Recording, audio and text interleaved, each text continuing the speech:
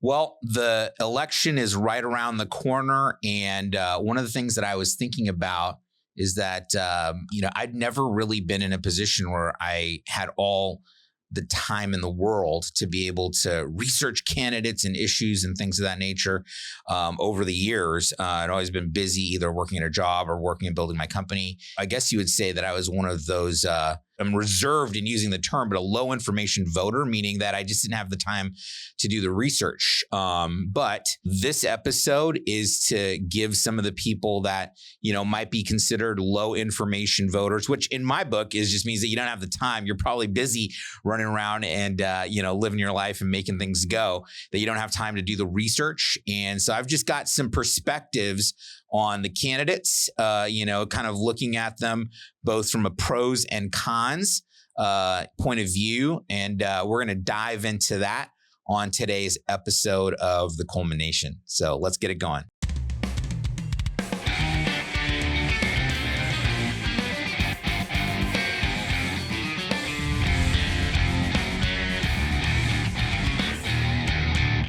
Thanks for tuning in.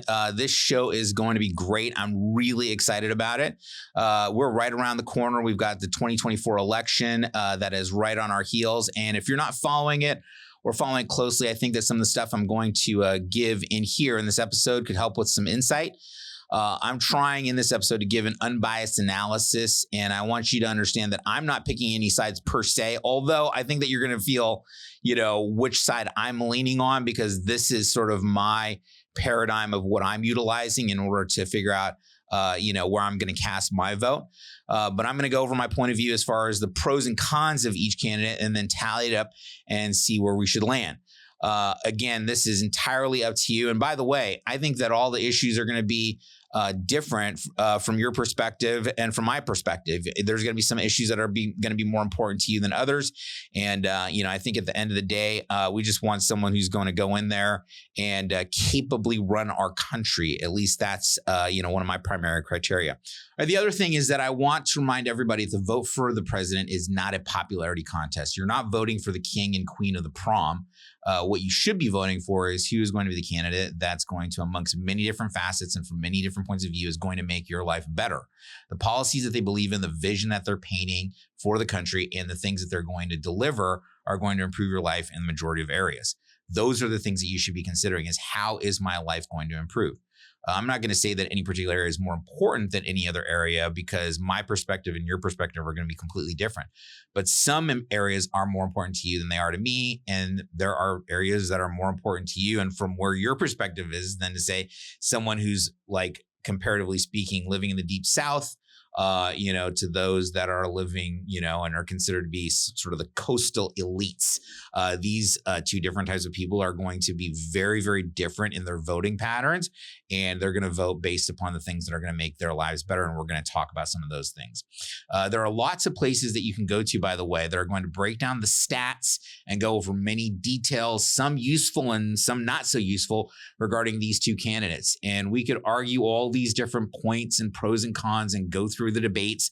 But at the end of the day, let's just break it down by subject matter and by the issues. I would invite you to just take your emotions and put them on a shelf for the time being. Your reactions to the needling, the endless needling of either side of the political aisle, just gets everyone so amped up. I would tell you, look, just take your emotions, set them on a shelf for a second, because it doesn't matter if you're a Republican or a Democrat. There are equal amounts of intense verbal engagement on both sides, and that's putting it lightly, on both sides of the aisle. And as we move into this election season, I think that the rhetoric from both sides is at an all-time high. And, it's funny, I was looking at something just, from, I think as Elon Musk was mentioning it, is that this next 2 weeks is about to get crazy. So if you believe too much in one side, you're just going to buy into the divisiveness, and we're not going to reach any resolution.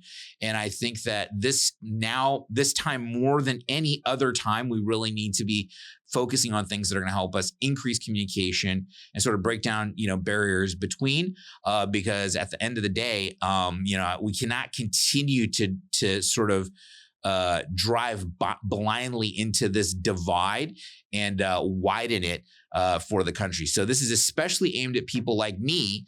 This particular episode where, I own my own company. I work, 8, 10, 12, 16, 18 hours a day. I've got family. I'm raising, my daughter.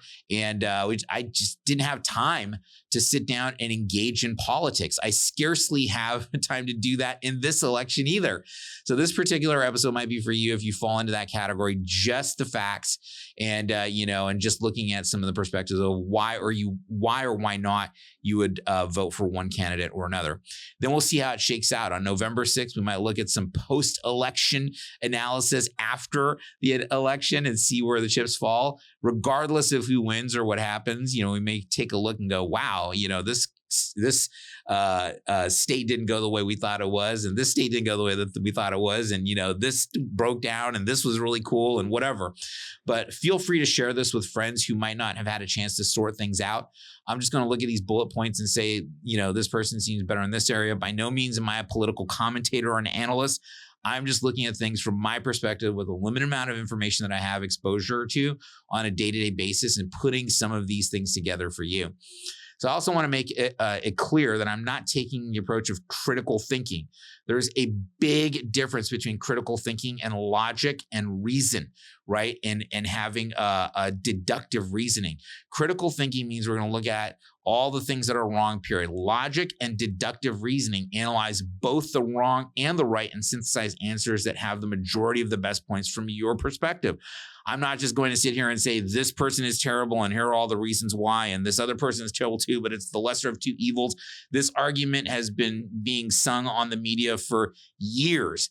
And so I think it's time to dive a little bit deeper. But in today's day and age of, information accessibility, having some of these things, just from my perspective, sharing it with you, that's a really interesting point.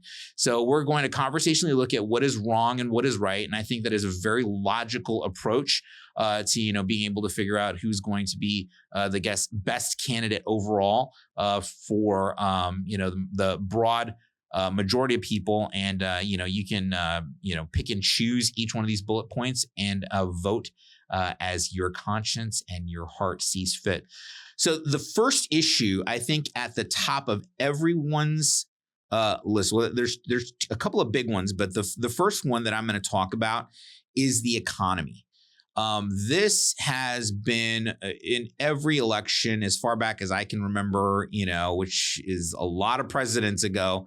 I think, gosh, who was the first president that I voted for? Must have been during the Clinton era. That probably was about the time that I was of age to vote. But let's look at, and discuss the economy, because that's the issue that I think is always at the top of people's minds. And I work in an industry that involves money and finance. So this is probably the one topic that I am most well versed in. I recently saw a talk by Kevin Warsh. And if you don't know who Kevin Warsh is, he is a former member of the Federal Reserve Board of Governors and was once on a short list for being appointed chairman of the Federal Reserve. It was an awesome, awesome talk. He went on for, maybe about 90 minutes, and his story was so engaging. And I got to be honest with you, I'm not, one of the people that would really put a lot of, credence in someone that serves on the Federal Reserve Board, of governors. That wouldn't be the first place that I would go to. But a lot of his perspectives were very, very logical, and something that I felt was in line with some of the ways that I look at things. So one thing that he said, and he wasn't being facetious, by the way, he wasn't being sarcastic, he was being very matter of fact, was that if you wanted to put a stranglehold on the middle class, make them a little bit more obedient and put them in a position where they're very dependent, you would do so by increasing taxes and by increasing inflation. And so if that's what you want, is to create a more pliable middle class, where, you have a little bit more sort of servitude, and dependence in order to be able to strengthen government influence and taxation, then you would 100% want to vote for the Harris-Walz ticket, right? Kamala Harris would be your candidate if that's something that you want, is some of that security. raising inflation and tax. And by the way, this is coming from his mouth, right? Is that he said if you wanted to sort of put a stranglehold and stifle the middle class to make them more pliable, I'm paraphrasing it, but pliable and controllable, then you definitely would want to vote for Kamala Harris. Okay, so raising inflation and taxes creates a sandwich effect, meaning that the people who would benefit the most are people at both the low end of the socioeconomic scale because they rely on entitlement programs, and the others who would benefit are at the high end, the uber rich, the uber wealthy. So first we'll look at the low end of the socioeconomic scale. Right now, a lot of illegal immigrants, somewhere between 3.8 and 15 million have come into the country. And I say that not to be controversial, but the law is the law. They are here illegally.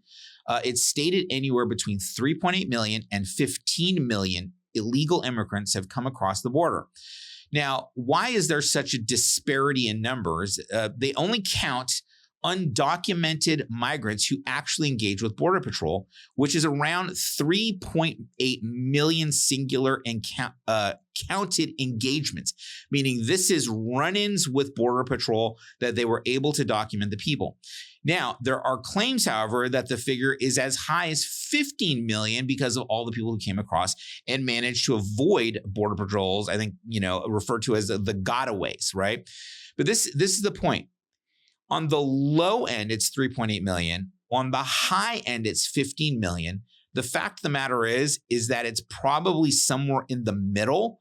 And, so we're talking like 8 to 10 million people. Someone pointed out, they were saying, so are you saying that 1 out of 20 or 1 out of 25 people in the United States is an illegal immigrant? And I'm saying the number could be as high as that.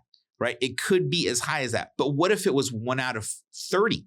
What if it was 1 out of 50? Right? The fact of the matter is that even a 2% swing in the amount of the voting population could have tremendous repercussions on our election this year, right? So undocumented migrants can get an app called the CPP. They download the app and input their information. They're sent then a phone, a bunch of money, and food stamps. Thousands and thousands of dollars are being given to non-citizens right now. This is a fact. This shouldn't be something that's controversial. It is what it is, right? So these people benefit from raised taxes and inflation because increasing amounts of money go into the programs that provide them with benefits. Money goes into their accounts and into their communities. And just to let you know, like I'm saying, if you are in those communities, if you are in the lower socioeconomic scale, if you are a recently arrived illegal immigrant and you are given the opportunity to vote, it's clear who you would vote for. The other group that benefits are the people at the super high end of the socioeconomic scale. We're talking about the people who are north of $100 million net worth and up, okay? The way that the uber wealthy, otherwise known as the, again, coastal elite, can drive the machine of the United States is by utilizing their power to mobilize the lower end of the socioeconomic spectrum, compress the middle class, and then continue to control. So how does raising taxes help the high end? The high end, earners and people at that end of the spectrum, and we're talking, like I said, north of $100 million, okay? So these are the people that are the very uber wealthy in America. They know the tax loopholes. They know how the taxes work. They can navigate them and have the resources to do so. The people of the lower end of the socioeconomic spectrum do not have to pay as much in taxes because our tax code is structured that way. So raising inflation and taxes really hurts the middle class, which is just trying to make ends meet. If you're on either extreme of the socioeconomic scale, just based on the economy, your candidate is going to be Kamala Harris. And that goes without saying. It's very, very simple. And this is why you see is people that are celebrities and people that are, that are on the, sort of the other end of the socioeconomic scale. Why are these two groups of people so dead set on, on voting in a Harris Walsh ticket? And I'm just giving you the reasons why, right? So this is an important point. People at the lower end of the socioeconomic scale have often lost hope. A person on the low end who has lost hope will want as many handouts as they can get. right? Again, I'm just stating facts. Also, people who don't have the highest level of education feel oppressed by the system and will see Harris Walz as the ones who will help them. Okay. Now, let's look at inflation. Inflation doesn't really bother the uber wealthy. Why? Because we're pumping more money into the system and they're able to extract it from the system and put it on their bottom line. People at the lower end of the socioeconomic spectrum are just getting more free stuff. So if you're in the middle class, you're probably getting a little heated up right now, right? You're probably getting, like going, man, he knows the struggle I'm going through, okay? But your face is getting a little bit red, and I'm just telling you that this is the situation. This may be your plight. Then let's talk about tax and tax policies, okay? So the disclaimer, I am not a tax professional. Please consult one if you have questions on these points. I'm just giving you my perspective on some of the ramifications that can occur. There's some significant events going to be happening in the tax world, especially right now, estate taxes. Estate tax laws are going to be sunsetting in 2025. What does that mean? What does it even mean? Well, what that means is that the amounts that you can transfer to your heirs without taxation is going to be a lot lower. Now, don't laugh at these numbers because there are a lot of baby boomers worth 8, 10, 20 million on up, and they're going to be living another 20 years or so as a group, okay? Their investments are going up during this time due to compounding and growth, and they'll leave a pretty reasonable estate to their kids if they play their cards right. So I encourage you, if you're young, to get some financial education because you're allowing the government in these situations to be able to take money from you because of ignorance. If your parents have a lot of money and you feel like you're fighting against them, now's the time to put that sort of that contest, that arguing aside. Go talk to them about their estate plan, because what's about to happen is going to happen without you really understanding it.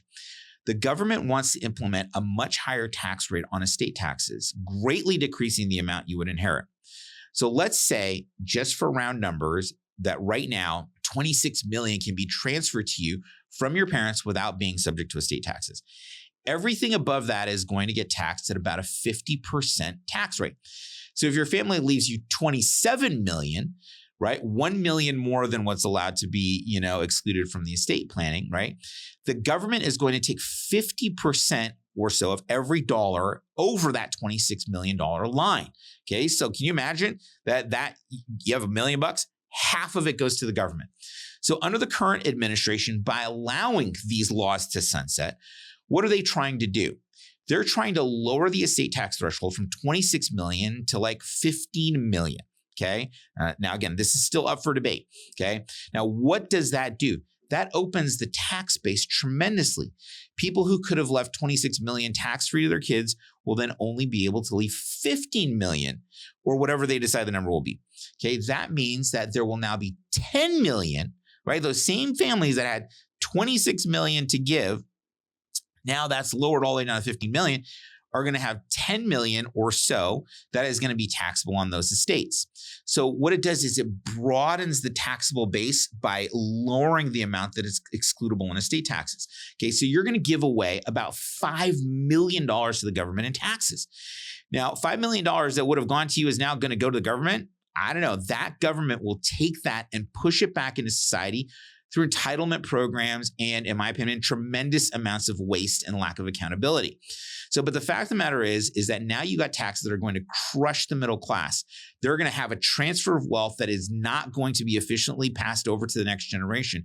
And again, it pains me to see America's youth literally, sort of signing up for, like, we've got to tax the rich, not knowing that what they're really doing is cutting their own, lifeline to their future and their inheritances. I'm going, guys, you need to take a step back and really understand what it is that you're voting for.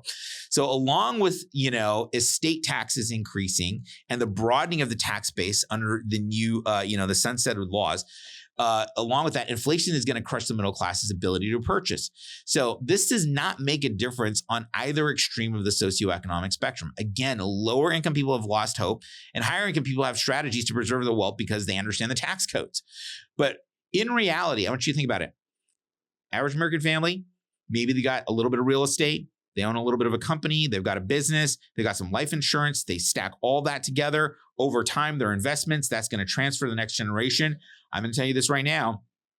especially with inflation, there's gonna be a lot of families that are gonna be worth in that $20 to $30 million range, and their kids are not gonna understand that they're literally not going to receive the benefits and the fruits of the labor of their parents. So I urge you to get that education. So the middle class doesn't even know what's happening. All they see is that their lifestyle is degrading. Things are more expensive and their dollars don't stretch. We're creating a lot of downward pressure on the middle class. In addition, an increase in the lower income population means that there's more cheap, undocumented labor for the people at the high end of the socioeconomic class. And so it helps them in that regard too, meaning that they have access to more pools of workforce that they don't have to pay as much to. And so then they therefore are winding up with more margin on their bottom line, to be able to do things that they want to do. So the body that plays with the interest rates is the Federal Reserve. Okay. This is the group that is messing around with interest rates. They're going to tell you that they're not playing political games, but they are playing political games. They're raising and lowering interest rates. And I got to tell you, I talked to some of my friends in the mortgage industry, and they told me that they got a 0.5 point reduction in the Fed interest rate, but it has had zero effect on the interest rates that they can offer in loans to the consumer. That means that interest rates have gone way out of control as far as the Fed is concerned. So what I find is that the policies that they're setting as far as interest rates and housing are actually backfiring on them. This is only going to, again, result in control of the middle class. Once again, if you want to stifle the middle class, and again, this is coming from Kevin Warsh, who is formerly on the Federal Reserve, Board of Governors, but he says, if you want to stifle the middle class, increase the entitlement programs and make it easier for billionaires to exist, 100% Kamala Harris is your candidate. She's definitely the one that is going to be the one on both ends of the extreme, right? So things that make you go, right? 10% of billionaires support Trump, right? Musk, maybe Forbes, Trump himself, about 60 total billionaires support him. Harris has support from about 70% of the US billionaires, right? There's only 750 billionaires in the United States, and about 70% of them support her, right? So including Mark Zuckerberg, Bill Gates, Jeff Bezos, right? Bezos' ex-wife, including Reid Hoffman, who was the Elon Musk's former business partner at PayPal, and Mark Cuban, right? To name a few of the roughly 500 billionaires supporting Harris. I mean, there's a lot more billionaires that are supporting a Harris Waltz ticket than there are that are supporting Trump. Okay. And so on the other side, Trump is the opposite of all this. For example, he's talking about no taxes on tips, which seems reasonable. In fact, both Trump and Harris seem to agree on this, right? So no taxes on tips. Now, I didn't do so, but many people start off working in the food services industry. My best friend in college worked at Pizzeria Uno in Faneuil Hall in Boston. I remember he was a broke college student, and not having to pay taxes on tips would have been a very big deal, right? For someone that's not making that much money, but it's not the same now. The tipping culture has changed. It used to be that your tips would go to the servers in cash and then would aggregate them or give them a percentage to the kitchen staff, to all the people that are working in the restaurant. But because of digital accountability, when you're on, the little iPad and you're checking out or at the store, or you putting in tips and so forth, all of those tips dollars are being registered. Okay. So because of digital accountability and paying the bills, all of those tips are now subject to tax. This is why this no tax on tips is actually a much bigger deal, is because people aren't using cash as much as they used to. Okay. So the systems are now in place, again, to further crush the middle class. If you're in the waitstaff field, if you're in the middle class, if you're a small to medium-sized business, if you're doing revenues of anywhere from maybe $500,000 to maybe 30 million to 50 million in company revenues, you would fall within this category. Now realize this isn't your income, but the revenues that you're generating. I know that most margins, you're only making maybe a percent or two, as much as 10%, if that's what your business is generating. So I have a lot of friends in companies that look big, such as construction and software development. They have a lot of revenue, but their margins are very thin. In that situation, just analytically speaking, Trump's fiscal policies would benefit you more. Okay, so now Trump nominated our current Federal Reserve Chairman, Jerome Powell, but I actually think he should have nominated Kevin Warsh. If you don't know who Kevin Warsh is, he would bring a conservative, sort of cinch the belt approach to fiscal policy, which is what the United States needs right now. Okay, every time we print more money, it devalues the dollar in your pocket. And I just think back to how much a candy bar cost 25 years ago. It was maybe 50 cents, right? If even that much. How much is a candy bar today? $2, okay? 4 times what it used to be. And let me just tell you, this is rooted in something called MMT, which is modern money theory. And this is one of the most insane things I've ever seen in my life. But this is the system that is subscribed to by many of the people that are controlling the economic policy in our government right now, is modern monetary theory, MMT. If you're not familiar with this, you need to understand what it is. What it says is that countries that are printing their own currency do not need to have any accountability for that currency and continue to print that currency. Why? Because they don't answer to anybody, right? And so what happens is they just keep printing more money. Oh, we need more money for this, and need more money for that, and need more money for this. But the fact of the matter is it is rooted in total insanity. And the fact that we have anybody that would subscribe to modern monetary theory is just insane, right? And so I'm just telling you this right now. Kevin Warsh across the boards would be my vote, for someone to head up the Federal Reserve. I mean, my first vote would be to get rid of the Federal Reserve. I'm just being honest with you. But if we had to have someone that was going to kind of like wrestle control and sort of like put some sort of control, like your cousin that just goes out of control and spending with the credit card, someone's got to have an intervention. I think he would be the guy to do that, right? So if you don't like inflation, you want to make your dollar stretch more, and you want your retirement to stretch more, I think Trump is going to be the better bet for you. You can automatically see that many people, such as union workers, fit in that category. And I'm not talking about union executives, because remember, union executives, answer to and are in cahoots with the company owners. This is why many of the unions have in the past endorsed a Democrat ticket. This is why, Kamala Harris and Tim Walz, right? They are going to get the endorsement of a lot of the unions, right? While the workers within unions are saying no, and they're not endorsing Harris. Okay, so they've always endorsed the Democrat Party, but now they're not, which is like an implied endorsement of Donald Trump. Now, nobody wants to come out in public and say, oh, I endorse Donald Trump. I'm not even saying that. I'm just giving you the facts. I'm just laying these things out here as I see them. These are the things that are applying pressure on our economy, and we need to make sure that we're, looking out for them and making decisions that are appropriate, that are going to help the country expand and, and grow, and help all of us in our bottom line to take advantage of the reasons why we live in America, right? And what makes America, great. Okay. So based on the economy, if you're in that middle income tier, or even a little bit lower income tier, maybe 40,000 a year trying to make ends meet, the cost of living is super high. You can't find housing, and retirement feels like it's just shrinking because you don't have the same purchasing power.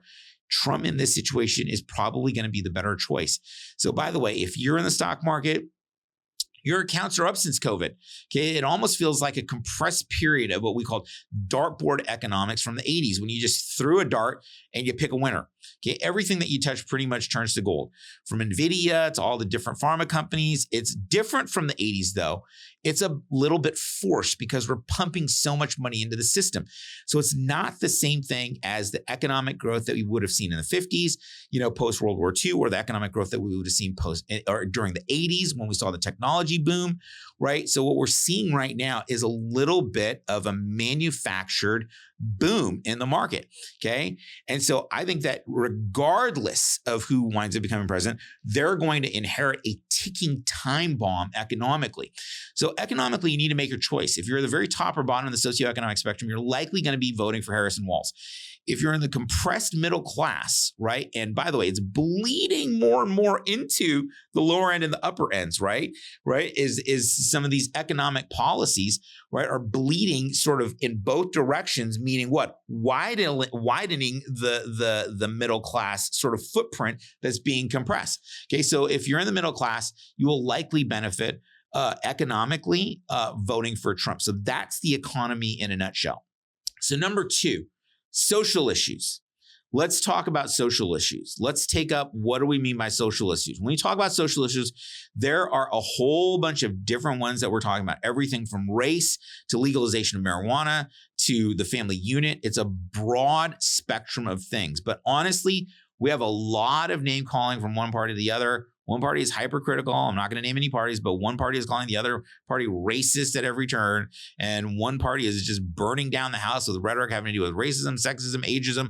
All the isms are sourced from essentially from one side. Okay. And by the way, these criticisms are quote unquote backed by science.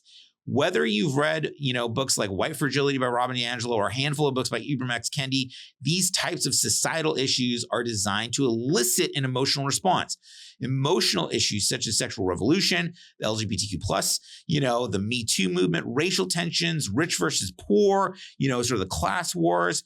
All of these are at the forefront of everyone's mind, but they're being kept at the forefront of everyone's mind by the media in order to be able to drive this in as a sort of wedge, of issues in order to be able to go, look, you need to decide and choose your sides. Okay. In reality, I think that these are going to be things that are less, bearing on the overall sort of socioeconomic impact of who's the president at the end of the day. But at the end of the day, the real question you should ask is who's going to have the greatest calming effect on society? Who's going to bring the temperature down? Okay, right now, it is very hot. Now, if you're not really following politics, you probably don't have any idea what I'm talking about. Okay, you're probably watching Friends reruns. You think it's the 90s and all that kind of stuff. But if you are following in any way, shape, or form, some measure of the political situation that's going on right now, you've got to have someone that's going to bring the temperature down.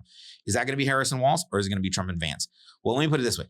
Biden and Harris were given the reins because they promised on the campaign trail that they were going to bring down the temperature. They said, we're going to bring down the temperature economically and socially. They said, we're going to be the party in the middle of the road.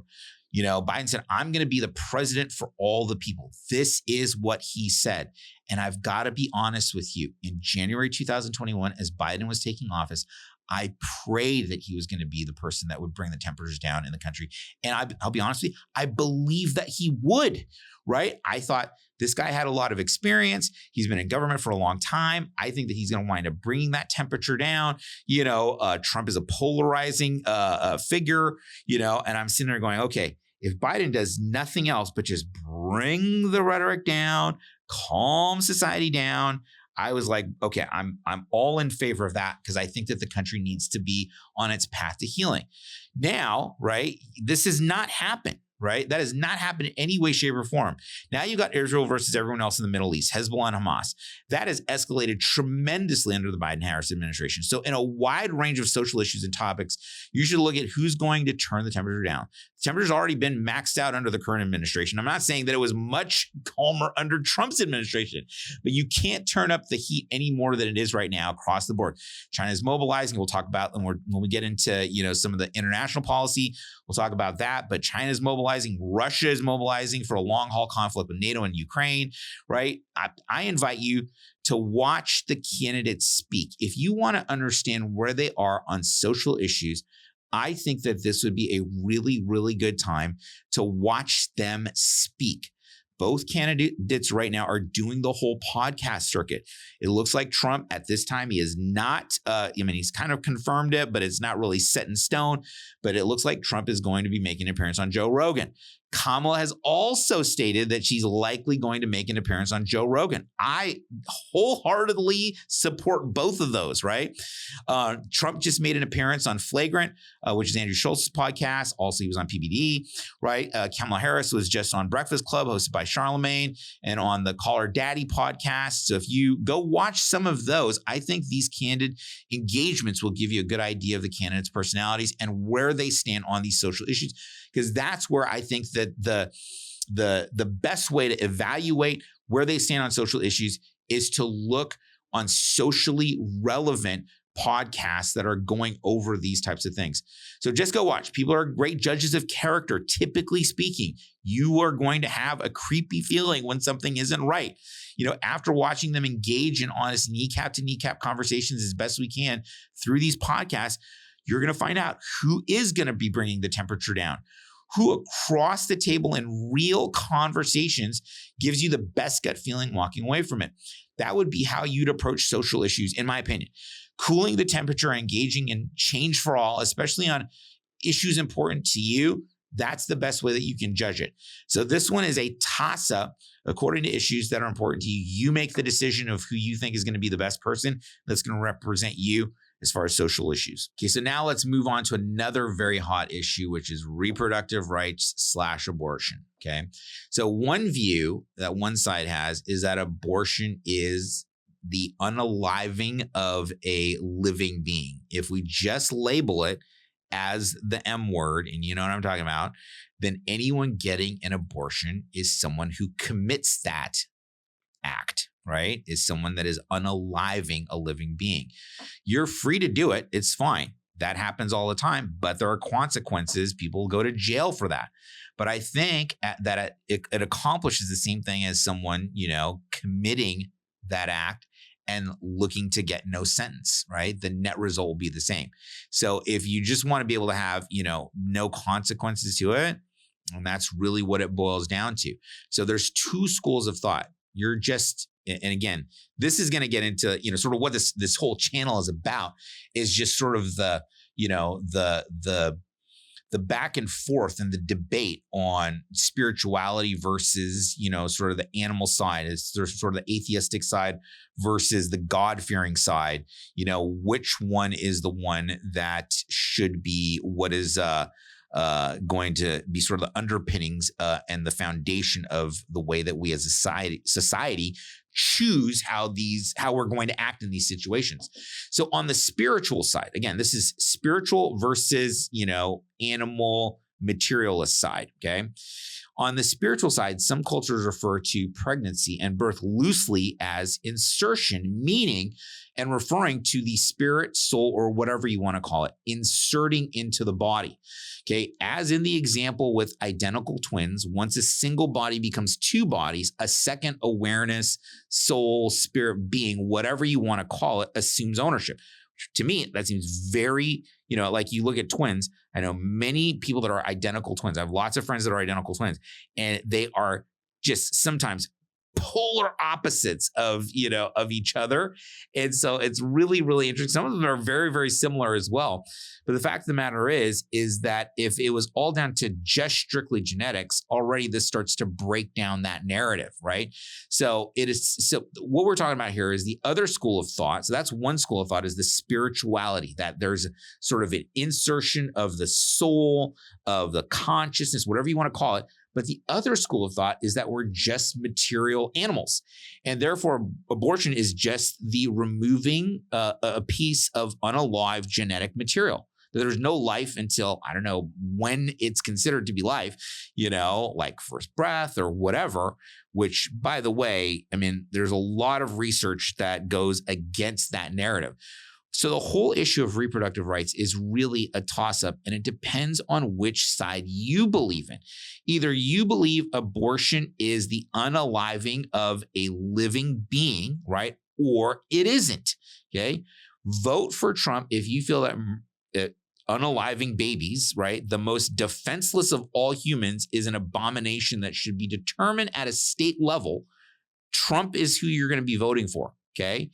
Or vote for Harris if you want these laws on abortion, right? And feel that, the unaliving of babies is okay, and that you believe human individuals are just animals and you don't cherish families and the miracle of life. I think that if that's the case, that you don't believe in families, you don't believe in children, you feel that the unaliving of babies is just, it is what it is. That's entirely up to you, okay? But I would just tell you this right now. I think you can sense my feelings on this, right? Is that I wholeheartedly believe that up to, when over the last 70 years, 60 million abortions, meaning there were 60 million, right, children that were removed and did not even have a chance in this world. 60 million, okay? I think that once we as a society begin to evolve and understand what the spiritual nature of man is, and by the way, we're very far behind in that development, right?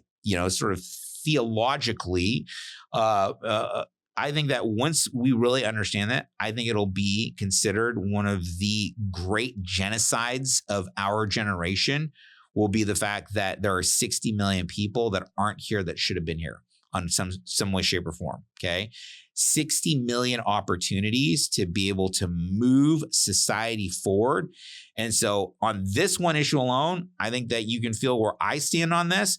But again, this is entirely up to you. We have conditioned an entire, generation or two of women to feel that if they get pregnant and they are quote unquote not ready, that it's going to be, a devastating thing to them, where nothing could be further from the truth.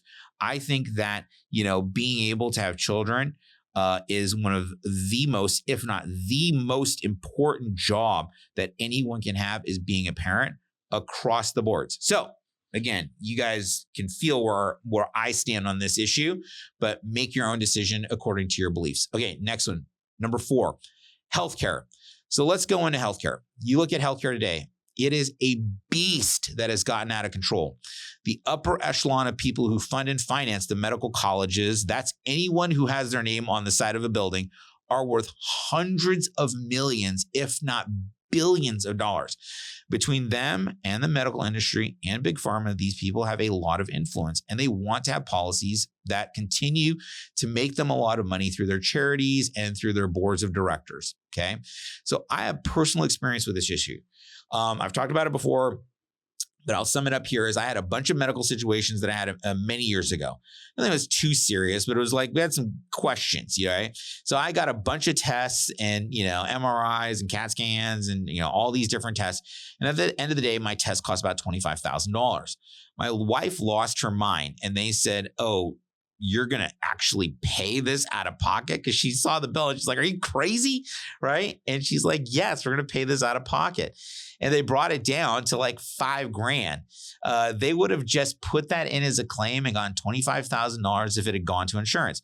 But as soon as we got an itemized statement of all the things that we actually had that were done, and we disputed a bunch of the things that were double counted and not done, that's a tremendous amount of waste to go from $25,000 to $5,000. That's an 80% waste ratio. Now, let me ask you a question. Would you want to stop that system if you were receiving that extra $20,000? The answer to that question is no. You would want to ride that pony into the sunset for as long as you possibly could. But who does this hurt? It hurts people who are trying to create the best quality of care. They're trying to create an environment where you're going to have competitive care, ingenuity, and innovation in the medical field. And with that amount of money and lack of results, comparatively speaking, we need to rethink our entire healthcare system. It has to start with accountability. It has to start with common prices across the board, like being able to have competition. There's really no competition in the healthcare field. You go there, just show up. No one is fighting for your business. No one has to perform any better or worse under the current system. So if you're sitting in the lower socioeconomic spectrum and don't want your benefits to get touched, and you're really happy, meaning you're getting your medical care and your company's paying for it, things are the status quo, then it's probably going to be a Harris Walls ticket. Okay. They're going to try and pour as much money into that system as they possibly can. If you're on that system and getting some benefit from it, there's another aspect to it. The longer you're on there, the more you wind up being dependent on the system and the more you won't want that system to change. Unfortunately, a very large cross-section of the American people fall into that category. And so this is going to be one of those, although it doesn't get as much attention in the media, I think this is going to be one of the issues that really is going to sort of teeter voters one degree or in one direction or another. If you would like to see, more efficiency, it's a different deal. I was talking to someone and they had said that, we were just kind of like, discussing this. And this was before my time. Before I was even born. They said, 50, 60 years ago, if you had a broken bone, your family doctor would do the x-ray, right? They'd set the bone and do the whole deal and tell you to pay the bill on the way out. It'd be about $30. and you call it a day. It wasn't like a big thing. I even remember kids that will go there. I was like, yeah, I just went to the family doctor, right? They just, sat there, they do they do all the, what's it called? The gauze around the thing, and they do the whatever. It was like paper mache, what's that stuff called? The plaster, right? So they're going to put the plaster on you. And it didn't cost that much.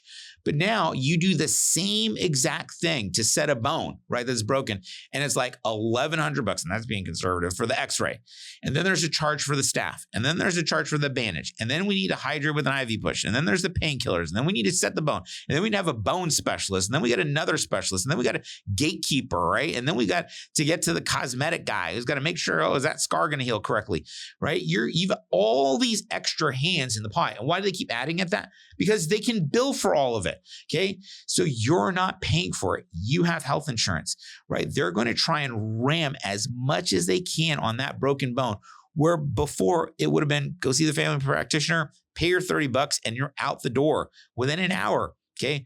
We've gotten just away from that system, right? Of just like, look, you get what you pay for. And now it's hidden behind all these, costs and red tape and all that kind of stuff. So as an aside, there's a book that I highly recommend. I was going to write a book on healthcare, but then one of the best doctors on the planet, right? She you look all over God's green earth. She actually wrote, a book on exactly what I wanted to write a book on. So I'm going to let her speak on the issue because she's a, freaking doctor. But the book is called Good Energy. And the doctor is Dr. Casey Means. She writes about her realizations about healthcare and being a medical practitioner. Watch her interviews, read the book. Just absolutely amazing, right? She goes over all the things that are broken in the healthcare system.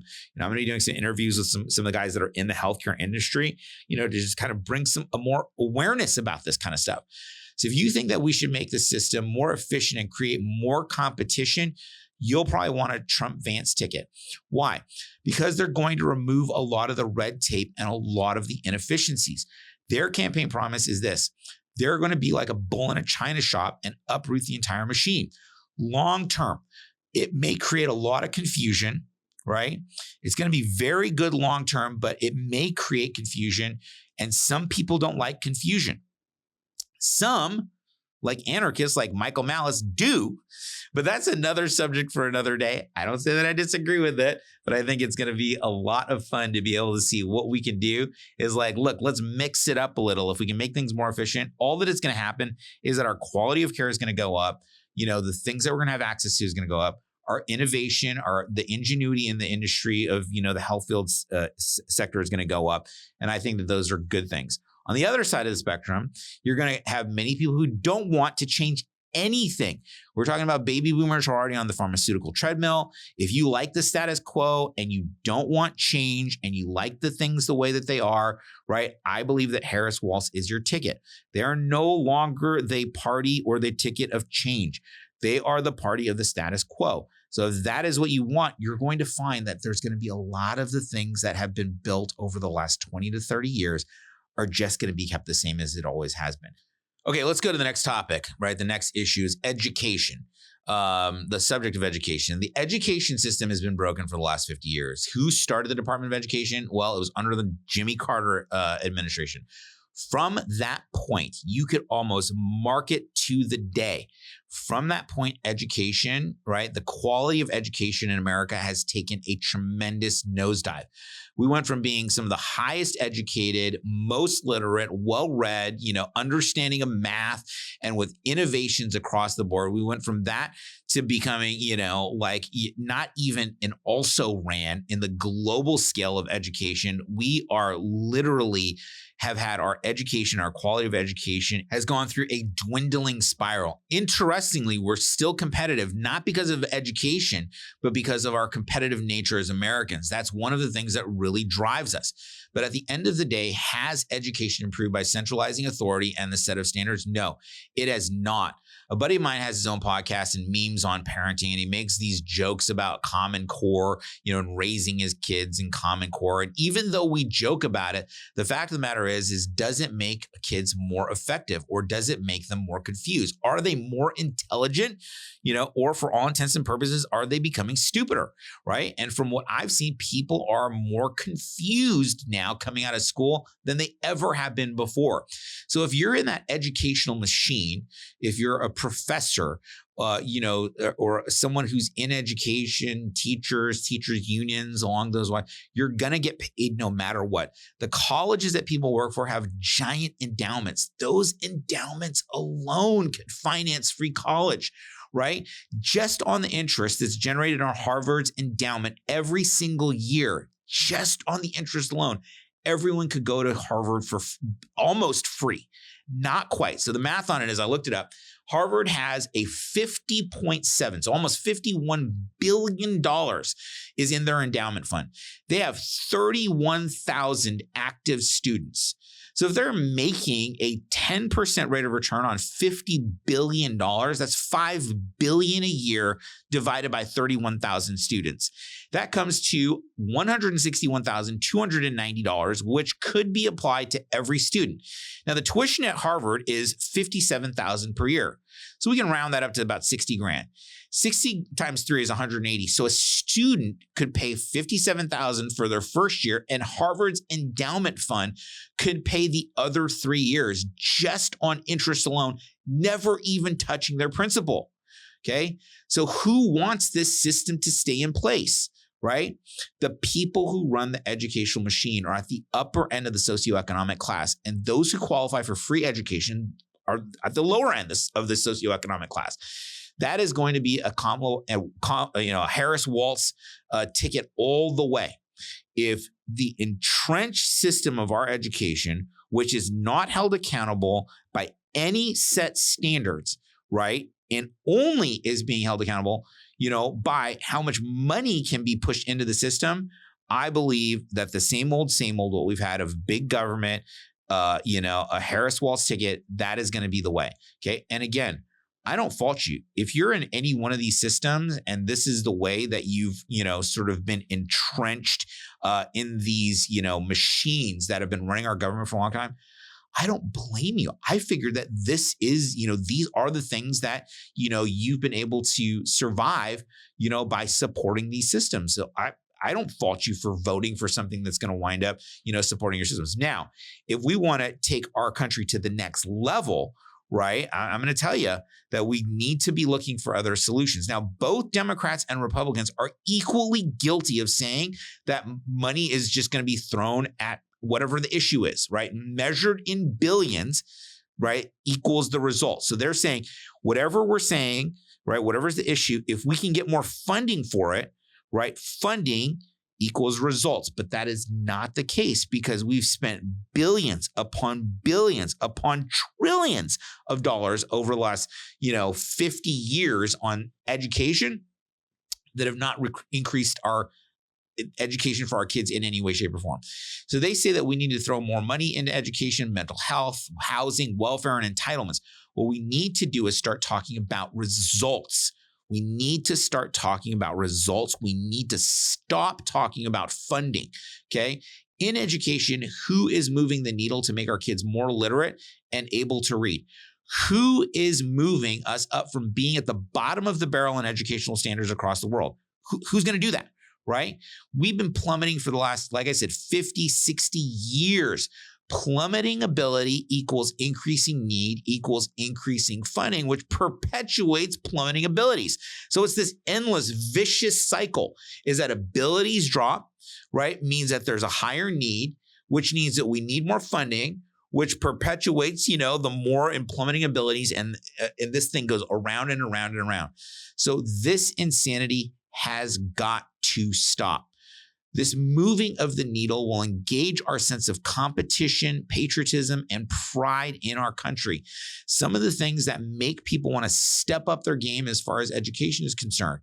Okay, so another thing to look at is getting more people into trade schools. And I've got one more thing that we'll talk about as far as education is concerned. But I really think that trade schools have gotten a bad rap. And I think that the public relations machine of traditional education, go to college, get a degree, and something that just, it costs money. Again, there's the money. What results can you get? Okay, so I know many people that went to trade schools that are in, the manual labor trades, and they make multiple six figures. They've got great benefits. They own their own businesses. They've got great time with their families, right? They own homes. The more inflation goes up, the more unions, move income up with it. Okay, is that meaning that if you have someone that has a trade, if inflation goes up, they're going to be going, okay, well, we're going to wind up, as a union, increasing our access to money by going and having trade agreements. You saw this happen with the dock workers strike just not, a few weeks ago. So I think that there's going to be many, many fields, right, such as electric vehicles, that will make trade schools the place to be. So to sum up education, are you part of the entrenched system right now and don't really want change? Harris Walz is going to be the ticket for you across the board. If you want to have some big and perhaps some scary change, or if you feel that the concept of school choice, which is one of the things that I wanted to talk about, if you feel that school choice is a winning concept, I think that you're going to want to go with Trump Vance. And why? I don't even know why school choice is such a controversy.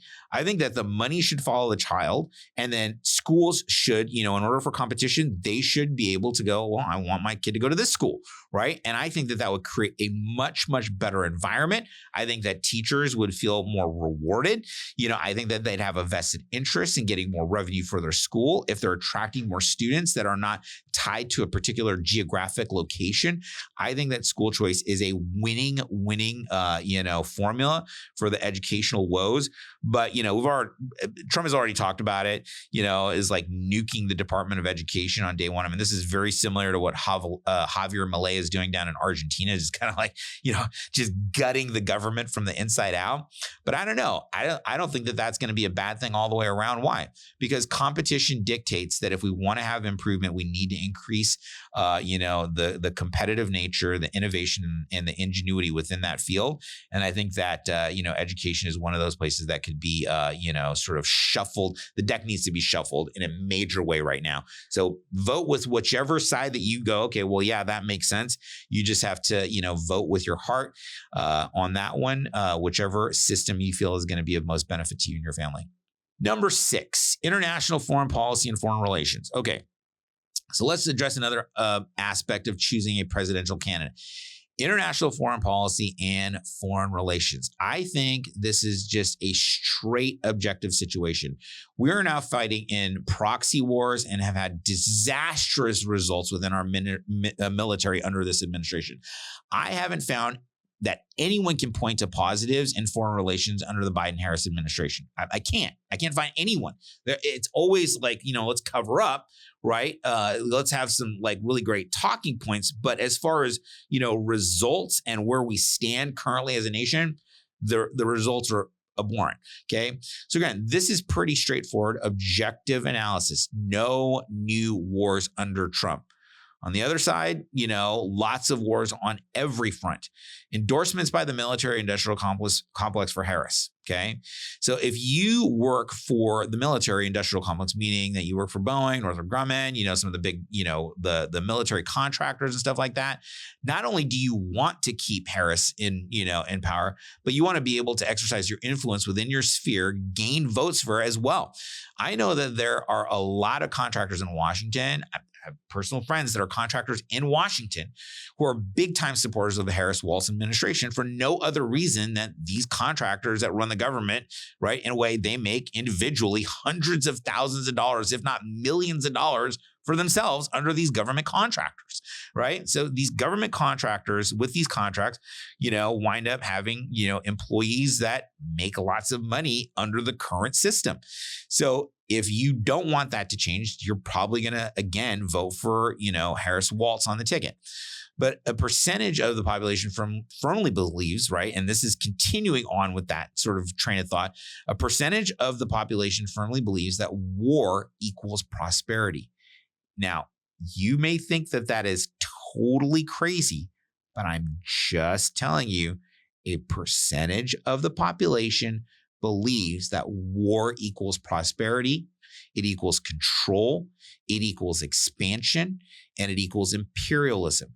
If these are your views and your goal is to keep us at war, right, then the clear choice is Harris Walz. And again, I'm not faulting you for that. I personally do not like to be at war. I personally do not think that we should, sending our youth, our next generation, the pillars of what the foundation of the entire country will be built on. I do not think that we should be sending them into the meat grinder of war. But that is just what my thoughts on it are, right? People disagree with that. As you can see by, the tremendous amount of support for wars all over the world. Okay. On the other hand, right, peace through strength was demonstrated under the Trump administration. If that's your point of view, then you're going to want Trump. Okay. This is not only his adopted slogan, peace through strength, in relation to foreign policy, but also the evidence of what he did in his administration formerly. Right. So again, if you want sort of the party of peace, right, and negotiations and being able to talk and open lines of communication, I think the Trump-Vance ticket is going to be the way to go.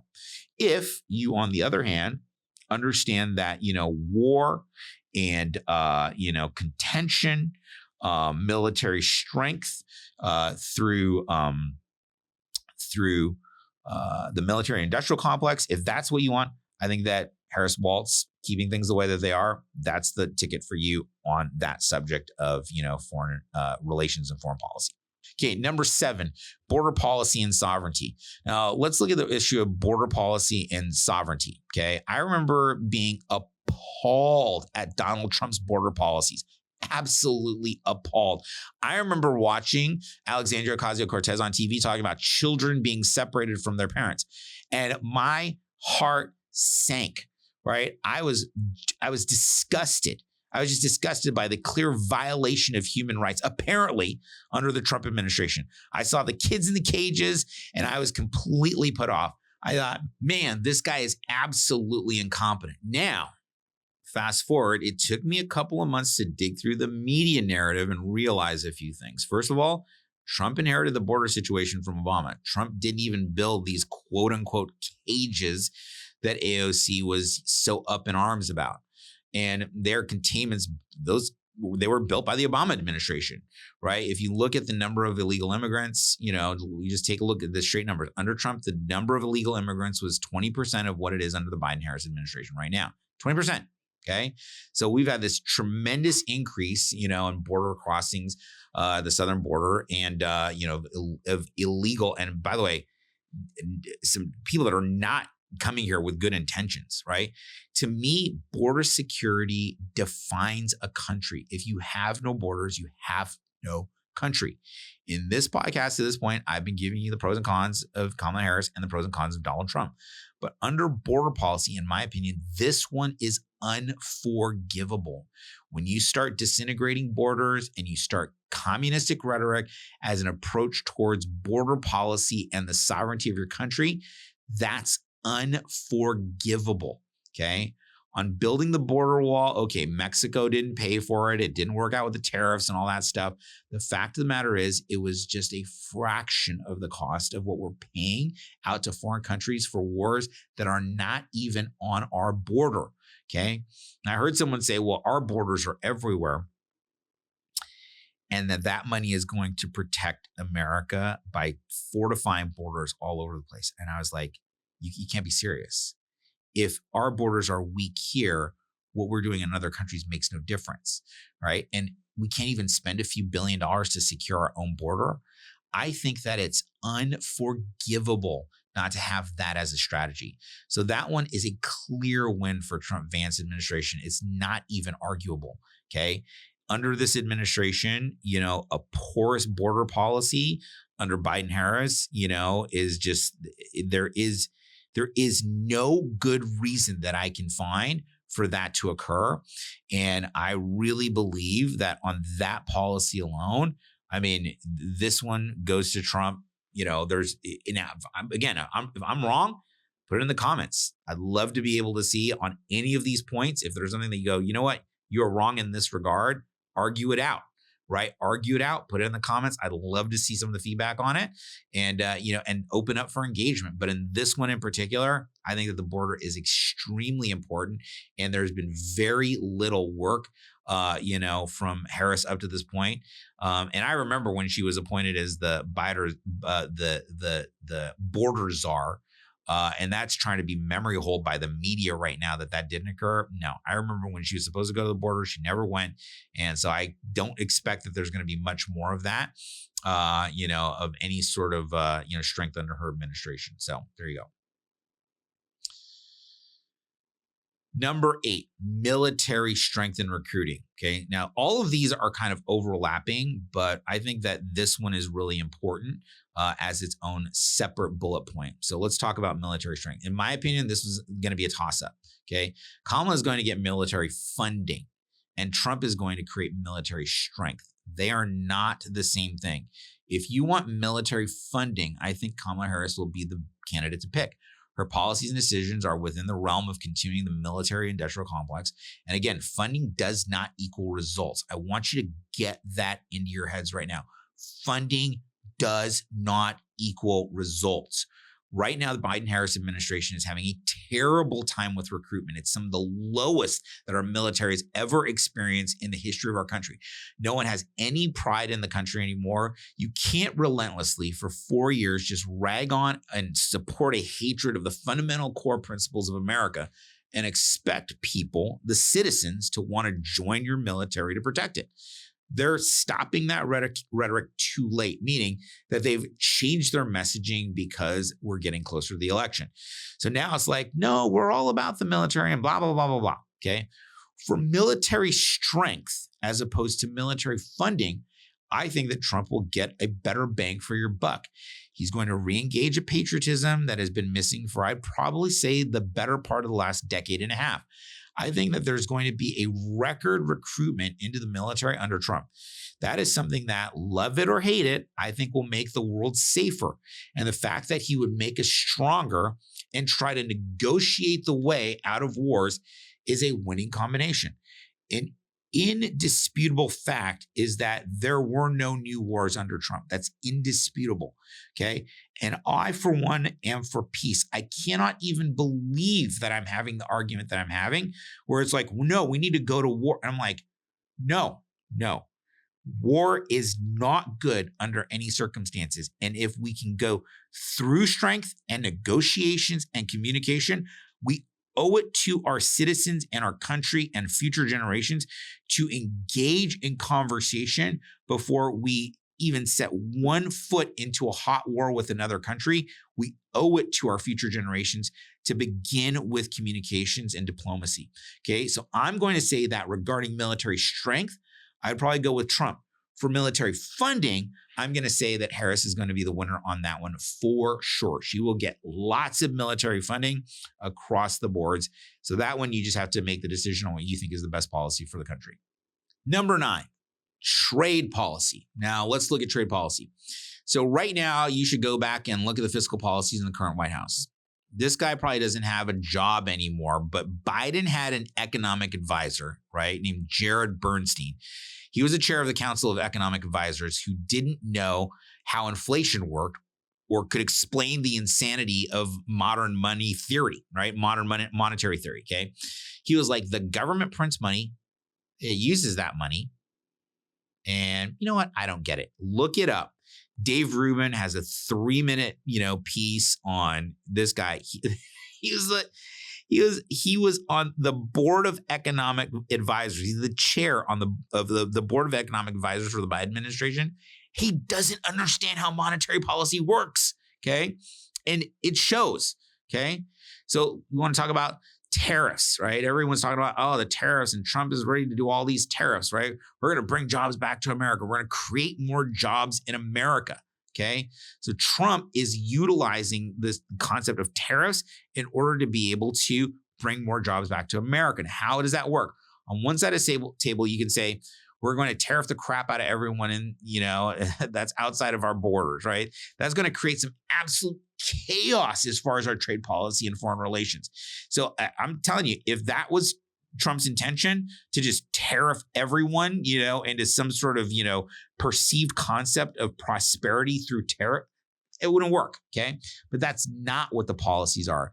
So you can't just sit there and go, we're going to bring all these jobs back to America, but we're going to tariff the crap out of China and Mexico. You can't do that. And the reason is that it's just not going to work. However, you could utilize these tariffs correctly. And I think this is the direction that the Trump administration wants to go. They're saying they want to tariff things that are being built outside of the US, right?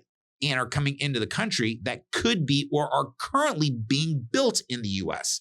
So that way we can subsidize and give benefits to those producing those products here in our country. We can increase jobs, right? This is a win-win situation for us as a country. That means that if something's being produced outside and it's coming into our country, and it could be being produced or is being produced in our country, then those tariffs would, levy a higher tax on those nations to get their products in here, right? Which would create more revenue for our country and then would wind up supporting those industries and wind up supporting the American people, right? So it is going to, create lower costs overall, and it's going to create jobs in America and bolster jobs and job creation within the country. So on the other side, Harris administration is saying we want to have more open trade. Okay, we want to be, and that sounds great. We want to be able to negotiate. We want to be able to send more production overseas to get cheaper goods. Okay, because the cheaper the goods that we get, they wind up coming over here. Now, just to let you know, and again, I can't believe I'm having this argument, the human rights violations of the stuff. I mean, I got to tell you, where I come from in the Pacific Islands, I was born in Guam and my family's from Saipan. I mean, they had situations where there was sweatshops that were, that had the labels of being made in the USA, but they were kind of off the radar. And some of these sweatshops were shut down because of human rights violations, right? And so now you look at it, it's just because it's further than arm's length away from us, citizens don't really care. It's not something that they feel affects them. And so what I'm looking at here is I'm going, you know what? We may be able to send these jobs overseas and get them cheaper, but this means that there's people that are getting grotesquely underpaid. They're not under free trade policies, and they're basically subject to modern day slavery. Okay. This is what is occurring right now. But by bringing these jobs and some of the oversight back to our country, I think that that is going to be much better, not just for the U.S. economy, but for the world as a whole. It will give more competition. Policies will have to change. I think that more alliances can be built. But the fact of the matter is that we cannot just cheaper goods, quote unquote, our way out of bad economic policy. We have to produce and work our way out of bad economic policy. So if you're after cheaper goods, fewer tariffs overseas, and strengthening some of our economic adversaries, meaning China, as well as some of the other foreign entities that are producing stuff, then you definitely want to vote for Harris. And again, I'm telling you, if that benefits you and maybe your business, right, then obviously that's why you would want to be able to have a Harris Walz ticket. But if you want to bring back jobs to America, I think Trump's your clear winner regarding trade policy. I think it's a little bit untested as yet, but in the long term, it's going to be the best way, in my opinion, is to bring jobs back to the country, tariff those things that are, competitive overseas, and then encourage more business growth here in the United States. So that's my opinion on that. Number 10, make America healthy again. So this one overlaps a little bit on the healthcare one, but I wanted to talk about this one as a separate bullet point because it was, for me, it was a particular dream. But, let's talk about this, this concept of making America healthy again. To start, I'm bringing up something that's a bit of a sore subject, on this particular point, and that's the endorsements, right? What we're seeing right now is what I consider is the flip. A lot of people don't know that the founder of the Republican Party was actually Abraham Lincoln. In the beginning, Republicans stood for ending slavery, which obviously is a great thing as far as human rights are concerned. But what happened is, over the years, there's been a narrative that said that there was what's called the big flip. At a certain point, the Republicans flipped to being the party of hate. The Democrats South, we had the Ku Klux Klan. Tremendously race-divided policies were created by the Democrats. But they're saying now that, no, the Republicans became the party of racism and division. And then the Democrats under Kennedy were the new fresh faces of economic growth and change. It was a flip. Okay. In my opinion, I think that there are racists on both sides. I don't really think that there ever was a flip. I think that there are douchebags on both sides of the aisle, 100%. Now, the most hilarious thing that I have seen is that Green Day, the band Green Day, basically wrote an entire album lambasting George W. Bush. These people are now voting on the same ticket as Dick Cheney, the poster child of governmental warmongers. If you watch the movie Cheney, or is it Dick? Was it Cheney? I don't remember. The one with Christian Bale, right? Great movie. But this guy's a terrible person. Not even Republicans liked him. Okay. But the fact of the matter is that Cheney supports war. That is 100% true. If you're touting, which Harris is doing, that you've got the endorsement of Liz Cheney, warmonger, Dick Cheney, warmonger, right? And there are a couple of other people that are endorsing her. This is not a good thing. This is not something that you should be, singing the praises of. Okay. You're seeing what I would consider the new big flip in live action right in front of your eyes. Because who did Republicans get out of that trade?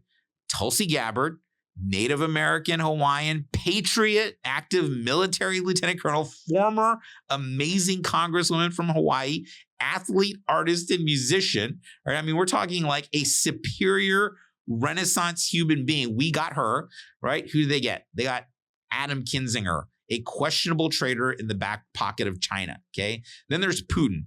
Putin 100% endorses Kamala Harris. In the past, has been like, let's roast the Republicans because Putin wanted Trump. Putin does not want Trump. Putin knows he will have an unhindered path to eventually Crimea and anything he wants in the Ukraine under a Biden-Harris administration, right? Billions of dollars will be spent on that, right? But there is no question that Putin 100% endorses Kamala Harris, in my opinion, right? Also, the Ayatollah's regime under Iran, 100% supportive of Kamala Harris, okay? They already got caught spying on Donald Trump's campaign, stealing sensitive information from the campaign servers and giving it to Kamala Harris. Iranians were caught doing that, okay? So you got a candidate that is essentially in the back pocket of globalists, and they want to continue war. And by the way, look at this. Some would say, arguably, the end of the Civil War and into World War I, but definitely World War II and beyond. The U.S. has been in relentless wars. They just don't make sense. Let's take over, our own country, strengthen our borders, and make our country freaking awesome. Instead, we wound up in Korea, Vietnam, Iraq, and Afghanistan. We have not stopped being at war in some way, shape, or form across the planet since World War II. Now, why do I bring this up under health? Okay. Who else did Republicans get in this recent flip? Okay, Republicans got RFK Jr. I remember early on in this race when RFK Jr. was out there, I had people who were die-hard Second Amendment Republican, MAGA, wearing the hats, all the stuff. They came to me and they said, I'm voting for RFK Jr. I'm literally telling you, these guys were dyed in the wool, red hat, MAGA, Trump all the way. And as soon as RFK came out, they took off their hats and they said, I'm voting for RFK Jr. Across, I was like, what? Right? So if RFK had been the candidate, I honestly think that there's a good chance that Trump would have lost. And I'm not saying that Trump will win, right? I'm just saying, and obviously by the, some of the things that we're going over here, I have a feeling, right? Analytically, it looks like he's going to win. But I'm just saying it would be a very different race right now had RFK been the Democrat nominee, okay? There would have been 3 debates. RFK would have debated Trump on Fox. He would have not only held his own, I think he would have crushed it. I'm not endorsing RFK in any way, shape, or form, but I'm just telling you, I had dyed in the wool, hardcore, dark red Republicans say that the issue of health is paramount to all other issues on the table, okay? Especially sort of the unchecked domination of big pharma. They were like, if we can have an opportunity to roll back the insane influence that big pharma has, all the way, it's RFK, okay?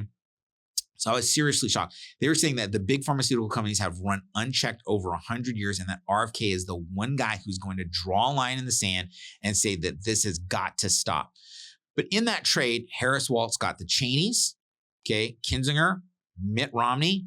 These are warmongers. Who did Trump Vance get? Tulsi Gabbard, Renaissance women everywhere, like I said. They got RFK Jr., Vivek Ramaswamy, and Elon Musk, just to mention a few. And I mentioned this earlier. Trump's a billionaire, and something like 60 billionaires endorse Trump. However, there are 750 billionaires in the United States, so less than 10% of billionaires have endorsed Donald Trump. 70%, almost 500 billionaires are endorsing Kamala Harris. Make no mistake, Trump is not a friend of billionaires. I want you to think about it. The Democrat Party has Mark Cuban, Reid Hoffman, right? Zuckerberg, Bezos, and Bill Gates. The Republicans got Elon Musk and maybe Forbes, Trump himself, right? So let me tell you this right now. There are a lot more billionaires who hate Donald Trump than, let me tell you this right now. There are a lot more billionaires that hate Donald Trump, whether it's because of competition or that he's going to create policies that are going to go against him. There's a lot more that hate him than are in his court right now, okay, that are in his corner. There's a list of, billionaires and influential people. You know the list that I'm talking about, and this could be one of the big reasons why, they're so vocally against, Trump. But I'm just telling you this right now, that these are people that are very, very powerful, and they are backing Harris Walz. And so going back to health, I think Trump would have found a very worthy adversary in RFK Jr. And by the way, when I gave any props, I want you to think about this. When I gave any props or acknowledgement to some of the policies that I agreed with RFK, right? Some of my friends on the left laughed at me when I supported RFK, right? It absolutely boggled my mind. They're like, that guy, he's a conspiracy nut. He's totally crazy. No one in their right mind would vote for him. These were people that were dyed in the wool, Kennedy Democrats that were criticizing me for moving a little bit, to the left, going, I like this guy. He's making some sense, right? I pointed that out, and they were, I pointed out that they were taking someone that I would say was right of center and is now looking at moving over a little bit left as far as the Overton window is concerned. Someone who's literally willing to start shifting their point of view, and their reaction is to ridicule him, right? What are they doing to their own party? The fact that he's in his 70s, he's completely ripped. He's super healthy. He endorses organic foods, health, exercise, sunlight, nutrition, balance, all of these different types of things. I once had a dream, right? I once had a dream that one day we would have the president of the United States say, work out with the president. I'm going to get up early in the morning. I'm going to show strength. We're going to work out together every day of me being in office. We're going to set an example of being in shape and healthy and strong. And when I saw RFK, I thought, that's the guy that could do that. That guy would get up, get everyone up in the morning at 6 a.m. on the East Coast, and he'd be like, all right, guys, let's do some weights. Let's do some body weight resistance. Let's do some stretching. Let's get out there. By himself, he would probably be responsible for 3 to 4 billion pounds of weight loss in America by himself. Okay. Now, big pharma exploded in value under Biden-Harris administration. Yes, Trump's has some responsibility with that as well. But I think putting RFK anywhere even close to influencing policy in that regard has got everybody sweating. There are a lot of entrenched industries that would cry, oh my gosh, this guy cannot be allowed to run rampant and absolutely destroy the great repetitive income stream that we have coming in. They are working vehemently against that, right? The military industrial complex is going to be against Trump and his administration. Big pharma is going to be against Trump's administration. Big food and big agro will be against Trump and his administration.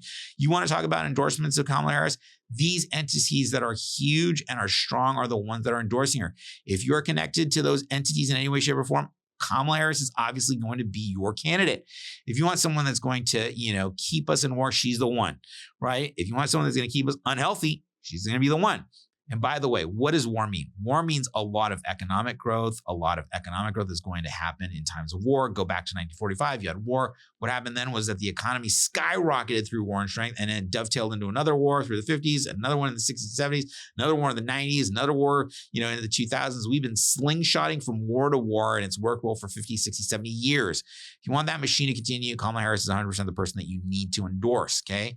But how about drawing a line in the sand, saying an end to war, getting people people in shape, seeing what we have as far as an alternative, medicine, and what's making this whole concept that RFK Jr. came out to say make America healthy again. Like, what is that? That's totally amazing.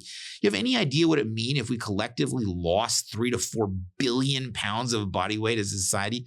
People would be healthier. People would have fewer heart attacks. They'd have fewer strokes. There would be, an increase in life expectancy. There would be less Alzheimer's. There would be less cancer. I can't say those things here, right? But I will tell you that theoretically, right, that's what would happen under those types of policies. But if you want more research grants for cancer, more research grants for, all kinds of different things, yet that common sense would say that diet, health, exercise, and sleep would be solutions. If you want people to be on Ozempic and blood thinners and all those types of medications for the rest of their lives, you're going to vote for. So I think for a healthier America, as has been, the ticket. And by the way, I hope he keeps true to his word and, make sure that RFK Jr. is going to help dictate those policies. But I think that, in that case, the Trump Vance for a healthier America, I think that's 100% the way to go. And if you want to continue with the entrenched system that we have, where a spiraling out of control, obesity problem in America, unhealthy, sicker people that are stuck on this treadmill from cradle to grave, being part of the this medical machine, then I think that the Harris-Walz ticket is going to be the way to go for sure, 100%. Number 11, diversity. Okay, so we're nearing the end of this list, but diversity, what does diversity even mean? Well, what is equity and what does inclusion mean? Let's look at DEI and ESG. So if you guys have heard of these, now again, if you're like me, I didn't know what any of these things were. And my whole point is to kind of like help people understand and kind of take a look at like, okay, well, how can I make decisions regarding these candidates in today's current climate? Okay, so this concept of DEI and ESG is something that I needed to actually understand for the work that I do. And they seem to be a little bit of, the buzzwords of the globalists, but most people don't understand what these terms, are and what they stand for. So DEI stands for diversity, equity, and inclusion, and ESG stands for environmental social governance. Okay. If you want to understand it a little bit better, you have to look up what's called Agenda 2030 from the United Nations. Okay. But my thought on this regarding diversity, equity, inclusion, and this concept of, ESG or environmental social governance, I think you need to move fast. I think you need to fast forward about 100 years into the future. And what are these? DEI is basically saying, look, we need to level the playing field. We need to, as a government, put our thumb on things and influence things so that we can have equal outcomes. Okay. This is one surefire way to kill any sort of competition and innovation is to implement policies of DEI. It's going to elevate people that have no abilities or competence, and it's going to de-elevate people that have, performance and merit. It's going to move them down, and everyone's going to be sort of in the tepid middle. ESG, to sum it up, is essentially like a corporate social credit score. And funding is, the needle of funding is sort of moved back and forth depending on what your score is in relationship to this, environmental social governance score. And the higher your score, you wind up getting more funding and financing at lower interest rates globally. The lower your score, the less money you're going to have available to you. Okay. And so, but if you take these concepts and you move them fast forward about 100 years into the future, are we still going to even have countries, right? By then, we will have colonized Mars. If it's up to Elon Musk at the trajectory he's on right now, revolutionizing technology at an unprecedented rate in order to be able to do so. If you follow the line of what he's been able to do technologically over the last 15 years, it's unbelievable to just continue that line to see where we're going to be at technologically. But are we going to be a world where the sovereignty of nations is as important when we get off this planet? The answer to that question is cloudy, right? I think that we definitely need a society that stands for freedom. I think that our Constitution, freedom of speech, freedom of religion, the right to bear arms is very much under threat. Subscribing to a globalist agenda and making it so that there are no borders is sold as something that's very positive. I personally think that it's a very big negative. Culturally, you want to have some separation, which gives you identity. When you start to break down the borders and the things that define you as a country, then the identity that you had begins to melt away. Those things that made you, that you fought for, the things that define you as a people will disintegrate and leave you with this lukewarm, sort of, like I said, tepid, gray, in the middle existence and representation. Is that the direction that society is moving towards? Is that what it's going to look like 100 years from now? I hope not. I think that we need to encourage the artists. We need to encourage innovation and creativity. And I think we need to engage in a way that makes us better as a society. I think that we need to do that by holding on to the things that make us culturally different and culturally relevant and instill innovation into the next generation. But as it stands right now, you look at what would move us towards that. When you mix all colors, what color comes out? Gray. Okay, if you mix all the colors together, it just comes out to this gray sort of drabness. And by the way, I don't discount things like climate change, right? I think that climate change, it happens all the time. It's funny to think that just 10,000 years ago, we were in an ice age. And it's mind-boggling to consider the rate at which we went from an ice age just 10,000 years ago, with the woolly mammoth walking the earth, to be where we are today. I mean, whoo-wee. Those ancient Egyptians must have been adding to the carbon dioxide at a tremendous rate that we can only imagine, probably from building the pyramids, right? Too much carbon from the pyramids, okay? But it's being represented and presented to us as that the acceleration of ecological change is occurring right now is because of our actions. Now, I'm all for a clean environment, getting rid of the trash patch in the Pacific and taking care of our planet. However, these concepts are being utilized as leverage to create a movement towards a globalist agenda. We may not be able to stop that long term. We're talking 100 to 200 years out. But I do think that if we want to begin the process of creating a strong and competitive, globally diverse culture over the next 200 years is going to be really important, and that we make sure that we maintain our identity and that we're strong enough, through these things that make us unique as a country, that we keep those things strong, right? I think there will be an accelerated movement towards a globalist society under Kamala Harris and Tim Walz. What does that mean? It means a lot more security. It means a lot more safety. But it also means that there is likely that there's going to be, that innovation as a society will wane to the point of almost a dark age. We would have warmth and safety and a lack of danger. And what I'm talking about is the danger of uncertainty. You would be sure about your next meal. You would know exactly where it's going to come from. It would be a packet of processed food protein. I'm 100% that will make your life easier, but will your quality of life be better? I couldn't say that it would be. But you know what? Kids that are raised in that environment will never know anything different. They'll never even know the legends of what the greatness of America was at one time, because everything will have been whitewashed away. History is written by the victors. And if under this administration, and I apologize if I'm being, sort of hyperbolic in this, a little bit of a comparative analysis, but I really, really feel that we should be focusing on people that have accomplished in these different areas. And there's one ticket that has the roster, the roster of talent that could take us into and sort of, put jets on the rocket that are going to take us to the, sort of next level of society. So if you want that safety and security, Kamala Harris and Tim Walz are probably going to be the way to go. If you want to be able to have things provided for you, if that's how you would define society, then that's where you want to go. If you want to have lots of entitlements, and things just sort of like handed over to you and have that safety and security blanket, that is definitely the ticket that you want.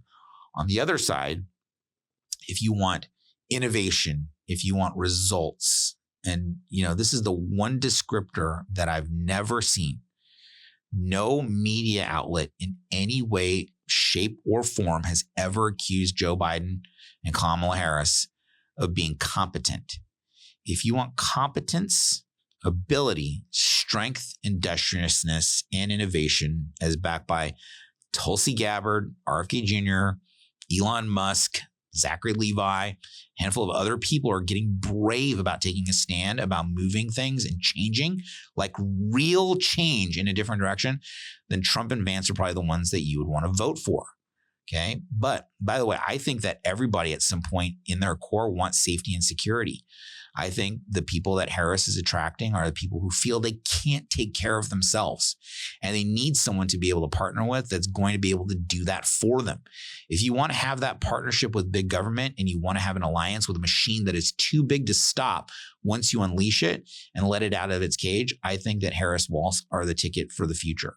Okay. On the other hand, if you want a little bit of uncertainty, but tons of innovation, a new direction, some change, a dynamic evolution that has not been around for at least the last 60 or 70 years, I think that you would pick Trump and Vance, right? Those would be the people that I think would be spearheading that sort of change. So to close out this episode, we're just going to kind of add these up and, where we stand on it. Adding it up, we're looking at 8-3 in favor of Trump, maybe 7-4 in favor of Trump, just analytically looking at these. But this is one thing to understand about me. I'm willing to change my mind. If I've said anything on here, for which you've got a counter argument, or you saw that my numbers weren't quite right, or you feel that I'm not looking at this in quite the right way, by all means, speak up in the comments. This is the one thing that I've always cherished. I'm willing to change my mind. In fact, I wish more people were willing to change their minds. So I'm willing to keep an open mind. I'm willing to hear the argument from the other side. What I'm not willing to hear is you're an idiot. I get enough of that already as it is. But I think we need to move the country forward through real conversation and engagement. I hope this helps us do that, not just by examining the cons of each point, but also, some of the pros and different points of view. The unique thing that we have right now is the track record of the Biden-Harris administration and the track record of Trump's first term. You can compare those side by side analytically and ask, which one do you want? You can see the results from Afghanistan and the various wars that we've engaged in just on that side under Biden and Harris versus some of the economic stuff. There was a lot of social turmoil under Trump, but that might have been actualized more so than not by the media narrative that was going on. But you let me know, point me in the right direction. Give me which points of yours are the most important. Where did I get things wrong? Where do I need to get my head out of my butt? I'm looking forward to this engagement. But most importantly, get registered to vote. It's your duty as an American citizen to make your voice heard. And even though you may feel like, oh my gosh, I live in a red state or a blue state, my vote's not going to count or it's not going to matter. It is going to matter, guys. You got to get out there and vote. Because if you don't vote and it goes the way that you don't want it to, that's on you. If you do vote and your party doesn't win, the fact that you voted lets everyone know that there are millions and millions of people on the other side. I've got to be able to assume their point of view and see their perspective from their angle. And I think that that's something that's sorely lacking from both sides of the aisle, is the willingness to assume the viewpoint of the other side. And I think that if we can do that, we have a chance of unwinding this political dwindling spiral that we've got ourselves caught in today. But I wanted to take this opportunity to give this very analytical approach towards judging this election season. And if you felt like I wasn't fully analytical and was a little bit emotional, I apologize. But again, let me know. I appreciate, the engagement.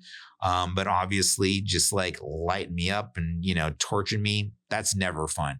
But if you enjoyed this content, make sure that you give it a share, give it a like, and make sure you leave a comment below and make sure that you subscribe to the channel so you can be notified when we release new stuff, and ensure that you have your notification bell turned on. And outside of that, I appreciate you being here, and we'll catch you on the next episode of the Coleman Nation. Take care, everybody. Happy voting.